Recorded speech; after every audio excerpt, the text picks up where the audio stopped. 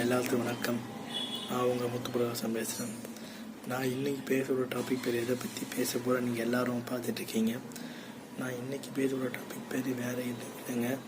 அதாவது கோவாவில் நடந்த ஒரு கொலை. அதாவது பெங்களூரை சேர்ந்த ஒரு மிகப்பெரிய ஒரு ஸ்டார்ட் அப் நிறுவனத்துடைய ஒரு சிஓ இருக்கக்கூடிய சுசேனா செத் என்றவங்க தன்னுடைய சொந்த மகனையே கொலை செய்திருக்காங்க.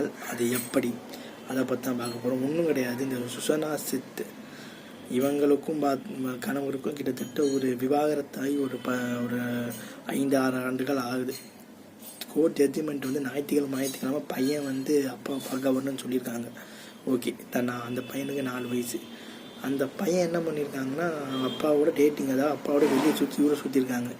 இதனால் அவங்க ரொம்ப கோவப்பட்டிருக்காங்க. அதாவது அப்பாவோட பையன் சுற்றுறான், நாளைக்கு நம்ம பேச்சை கேட்காம போயிடுவான்ற அந்த ஒரு எண்ணத்தோட அந்த பையனை பார்த்துருக்காங்க. அதனால் கோவாவுக்கு போய் அந்த பையனை கூப்பிட்டு போயிருக்காங்க.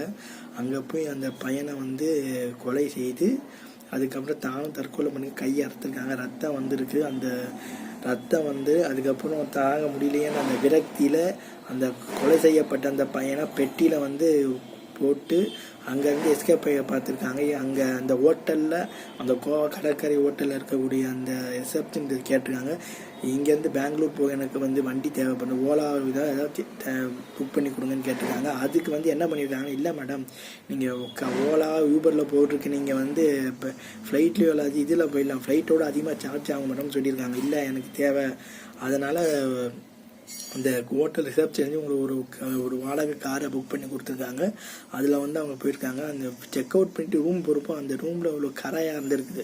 அந்த பிளட் அந்த பையனுக்கு கொண்டு அந்த கரை அவங்க இருந்திருக்கு அந்த டபுளில். அதை பார்த்து அந்த ஹோட்டல் ஊழியர் என்ன பண்ணியிருக்காருன்னா, இல்லை அந்த போகிறப்போ அந்த பையனை காணும், எனக்கு டவுட்டாக இருக்குன்னு சந்தேகப்பட்டிருக்காங்க.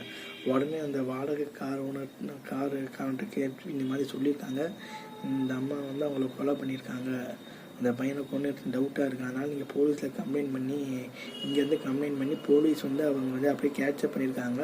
கர்நாடகா போலீஸ் அவங்கள கேப்சர் பண்ணி என்கொயரியில் இது மாதிரி அவங்க எல்லா உண்மையும் சொல்லியிருக்காங்க. அந்த பையனை அந்த பெட்டியில் அடைச்சி அந்த பையனை வேறு எங்கேயாவது போட்டுட்டு போயிடலாம் ஒரு ஐடியாவில் இருந்திருக்காங்க.